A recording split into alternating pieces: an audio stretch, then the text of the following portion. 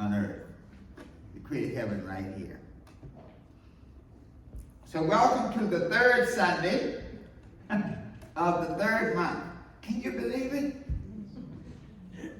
I mean, 2.5 months are gone. I have no idea where they went.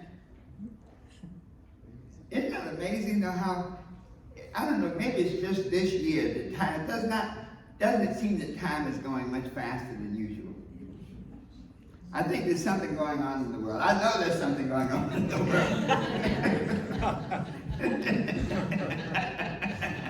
So we just have to figure out how to reorient ourselves to handle it all. But this idea of giving the date that way always gives us a sense of where we are in the year. When we just say, oh, March, April, but when we say the third month, that says to us we got to get busy. I love affirmations, and I love the thought of reprogramming our mind through affirmations, and so let us get conditioned today. An affirmation I feel today is that I am renewed. Let's say that together. I am renewed. Let's say it with a little wiggle. Let's try that again. I am renewed.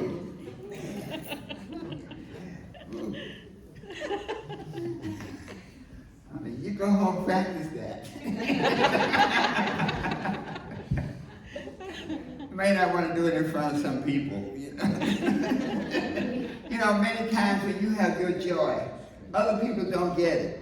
And they'll see you smiling. Why are you smiling? What are you so happy about? I'm happy to be alive. Let's say I'm happy to be alive and healthy together. I'm happy to be alive and healthy. Let's say healthy again. Healthy! So with this context, we're ready for our message today.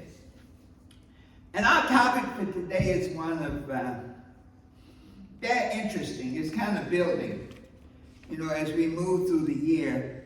And our topic is called Renegotiate Your Life.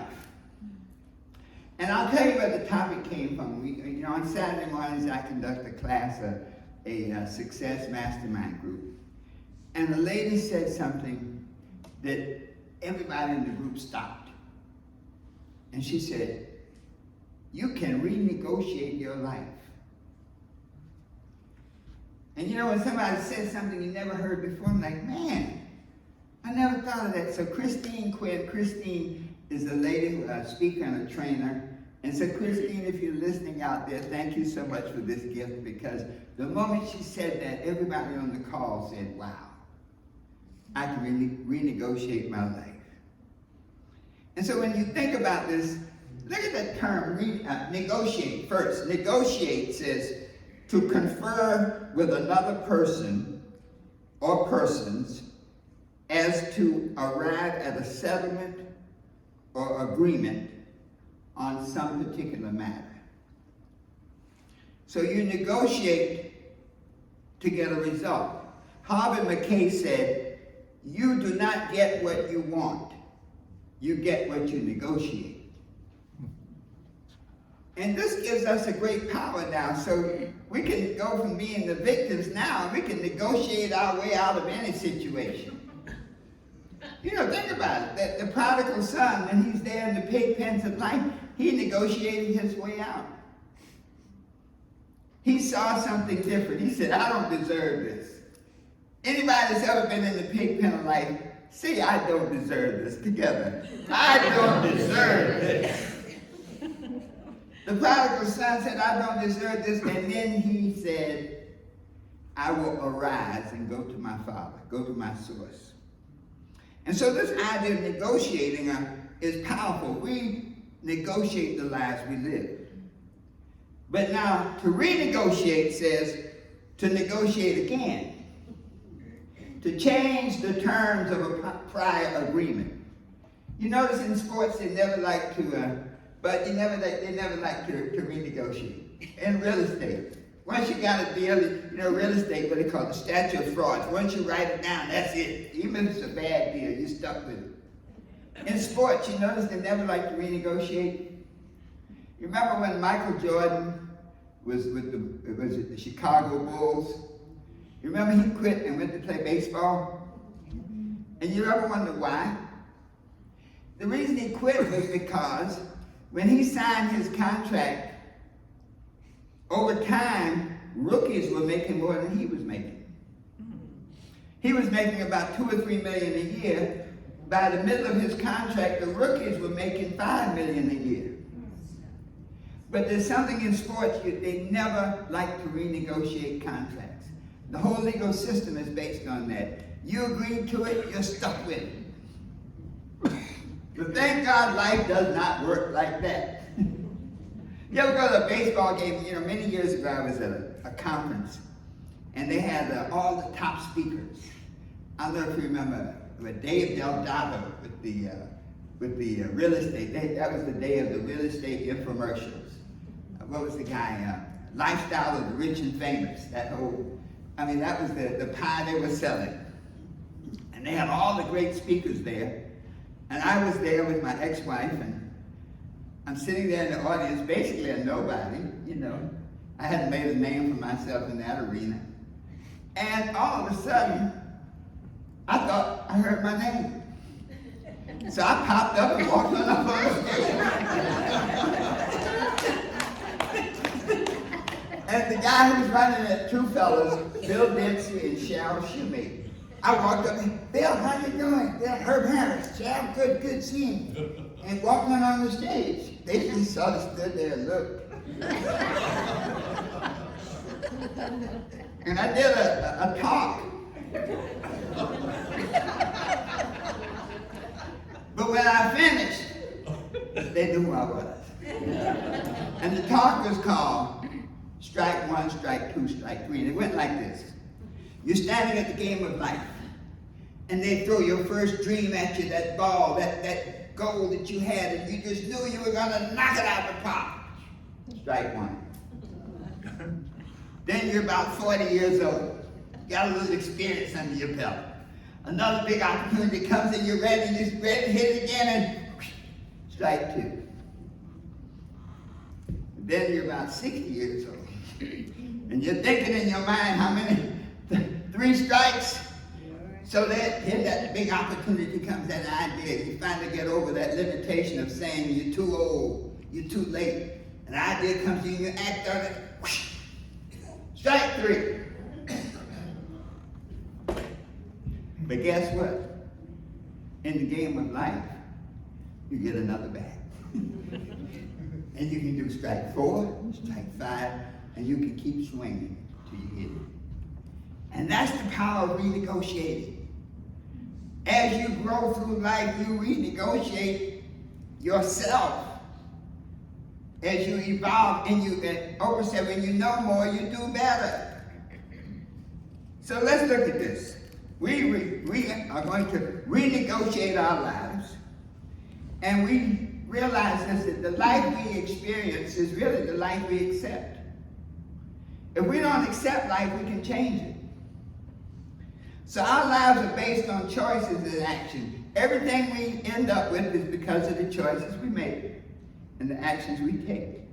Now there's a powerful spiritual law in Romans, the 12th chapter, the 2nd verse, and it says this, and be not conformed to this world. That simply means that whatever your condition is right now, whatever situation you're in right now, be you transformed by the renewing of your mind, you can change it. Folks, that's power. Because now it's saying that anything that we're going through, we're doing it by choice. And we have the power to renegotiate as many times as we desire. When Christine shared her talk on renegotiate your life, she said that she had MS. And she said she had to renegotiate from being handicapped to being handicapable. I love it. That's great. Okay? To stop focusing on what she couldn't do and work with what she could do. And she hasn't looked back since. You know, sometimes when people have a miraculous recovery, you go like, you sure you were sick? You're doing so well now. Yes, I choose to do well.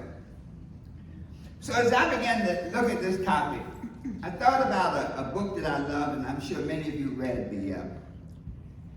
the Four Agreements. Don Miguel Ruiz. Got it? Ruiz. Try to make it sound authentic. And when we look at the life through these four agreements, we see we have a great power. That life is a series of agreements, some of them conscious, we choose, some of them unconscious. Some of them have been there from the past, from the time we were children.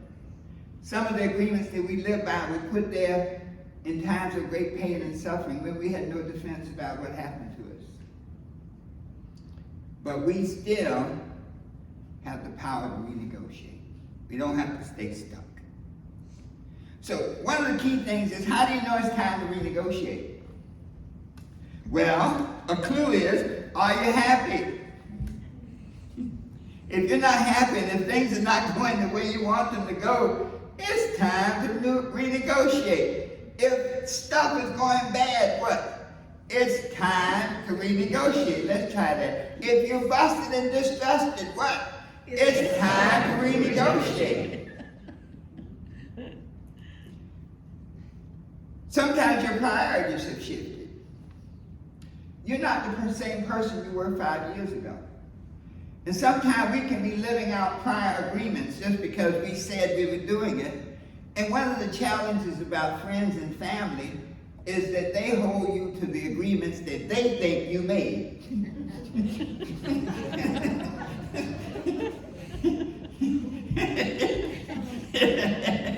Yeah. And so when you start thinking of change, they're still holding you to the agreement that you made 5 years ago. And here you are, an eagle surrounded by turtles again. So when your priorities shift, don't be afraid, shift with them. Sometimes you outgrow your current situation. You know, many times you can have a dream and you're working at it so diligently and consistently, and you get so involved with perfection that you don't recognize how much progress you've made. And when that happens, guess what? It's time to renegotiate. If your life is bigger than your dreams, guess what? It's time to renegotiate. So let's look at these four agreements and look at them in this context of renegotiating. The first agreement is to be impeccable with your word. I tell you, we need that today. In this country, in the world, really. The words we speak, not just to the world, but the words we speak to ourselves, shape our reality. Many times we express limited belief in words that we just sort of say. You know how you say, well, I don't feel good today. Anything that you keep saying to yourself, you'll eventually accept, whether it's true or not. So if you're going to be impeccable with your word, then if you're constantly telling yourself, I'm not good enough, I can't change, it's time to renegotiate. So how do you renegotiate that inner dialogue, what you say to yourself? You have to rewrite your own narrative. We're all writers, and we write the life we live based on the thoughts we have and the things we say to ourselves. So rewrite your narrative. Look at any limiting beliefs. Replace them. You see, the law of displacement, you cannot hold two contrary thoughts at one time. It's like you can't have success and excuses.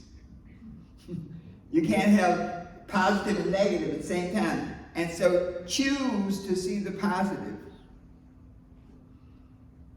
Buddha said this, when you speak, make sure it's true, make sure it's nice, and make sure what you say is necessary. And so this says now, if you want to reprogram or renegotiate your inner dialogue, then speak truthfully, speak with integrity. And then hold yourself accountable. You see, once you decide that You know, I am impeccable with my word, but I need to renegotiate my inner dialogue. That what I'm saying to myself is creating a life I don't want to live. So let's change it. The moment you make that thought, you make that change, everything changes. So, being impeccable with your word means now to eliminate self-doubt, to eliminate some of those external criticisms, which means, you may have to stay away from certain people, don't share your dreams with them. But put yourself in a mindset where you now say good stuff to you. You renegotiate your self-talk and you only say good things to me. I say only good things to myself. Let's say that together. I only say good things to myself. The second agreement is this one. Don't take things personally. That's a hard one. Because sometimes people say something that say, man, it cut me right to my heart. And if you let it, it will. But when we don't take things personally, we can renegotiate our emotional attachments, because things hurt because of your attachment to them, emotional attachment to them. When we look at the opinions of other people, I love that book. What you think of me is none of my business. When that lady wrote that book, she'd been through some stuff. Whenever you read people's books, sometimes you say, man, what were you thinking to write this? But she had gone through some stuff. And so, don't base your self-worth on somebody else's evaluation of you. Don't look for constant validation. So renegotiate that emotional attachment. Now say, hey, I don't need your approval. To recognize that other people's opinions are about them and not you. People who can't hear the music tell you can't dance. You ever go to a place and you'll see some people, they say, wonder why he's just jumping around? Because he hears the music inside. They don't hear it. People who can't fly tell you can't fly. So all of those, you might say, those things that can hurt you are not from you, they're from other people. When people discourage your dreams, it's because they can't do it. So release the resentment. This is a biggie. When you start to renegotiate your life and renegotiate your emotional attachments, resentment can hold you down. You have to forgive things. You may not forgive them, but you have to no longer let them control you. You see, when you forgive, it's that you decided to not be bound by this old circumstance. You decided that forgiveness was for you. It's about freeing yourself. So renegotiate your emotional attachments so that what people say doesn't matter anymore. The third agreement, don't make assumptions. We have to renegotiate that so that we're always clear. You notice how unspoken expectations and assumptions can have you on completely the wrong track? I thought you meant this. I thought you said that. I thought that's how you felt. Assumptions can create unnecessary suffering because they're not true. Some of them, say, how do you look at it? Well, once you assume you can't fly anymore. The experiment they tell you about fleas in a jar. They put the fleas in the jar and they put a top on it, and the fleas jump up for a long period of time, hitting their head on the top. And eventually, nobody likes pain. They adjust their ability so that they no longer hit their head anymore. But then you can remove the top, and now they still can't jump out because they don't think they can. And so we have to renegotiate for clarity. Instead of assuming stuff, ask. It's so powerful when you ask people, what do you mean? Explain to me exactly what you mean when you say that to me. And you found when people go, I don't know what I mean. Well, then why did you say it? I mean, many times when we're dealing with people, they'll say things that they don't really know what they're saying, but if you accept it and assume that they know what they're doing and what they're saying, you're on a whole completely different path. Challenge assumptions. Remember I told you my mom used to say, that boy doesn't have sense enough to pour out of a boot. And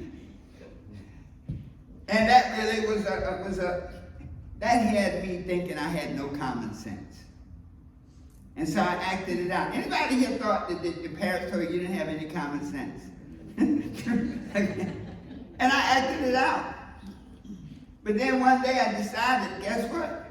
I wouldn't put any in the boot.